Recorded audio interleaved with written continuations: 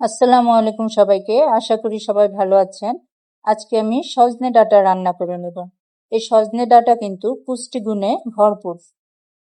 আমি কিছু সজনে এই সাইজ করে কেটে ডাঁটার মতো ছিলে পরিষ্কার করে ধুয়ে নিয়েছি, আর কিছু আলু এই সাইজ করে কেটে পরিষ্কার করে ধুয়ে নিয়েছি, আর কেটে নিয়েছি কিছু টমেটো। এখন এগুলো আমি রান্না করে নেব।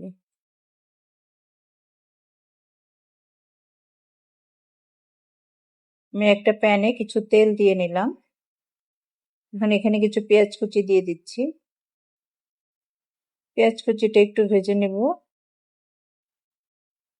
এখানে দিয়ে দিচ্ছি 1 চা চামচ হলুদের গুঁড়া, 1 চা চামচ মরিচের গুঁড়া, 1 চা চামচ ধনিয়ার গুঁড়া, 1 চা চামচ রসুন পেস্ট, 1 চা চামচ আদা পেস্ট।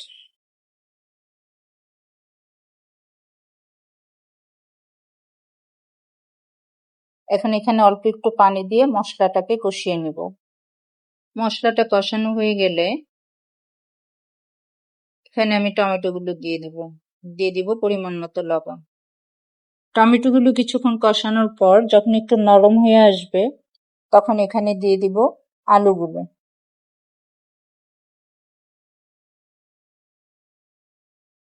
দিয়ে দিব কিছু কাঁচামরিচ। এখন এগুলোকে ঢাকনা দিয়ে ঢেকে কিছুক্ষণ কষিয়ে নিব।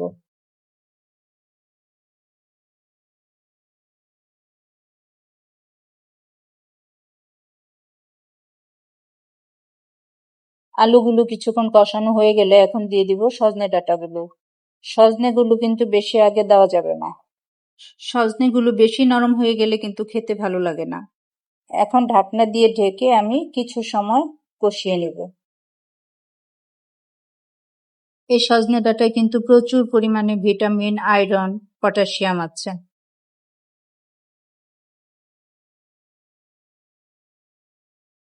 এখন কিছুক্ষণ কষানোর পর আমি 1.5 কাপের মতো পানি দিয়ে দেব।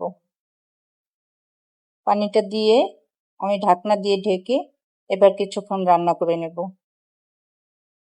সজনে কিন্তু উচ্চ রক্তচাপ কমায়, কোলেস্টেরলের মাত্রা কমায়, রোগ প্রতিরোধ ক্ষমতা বৃদ্ধি করে এবং হজম শক্তিও বৃদ্ধি করে। এটা খুবই উপকারী একটি খাবার।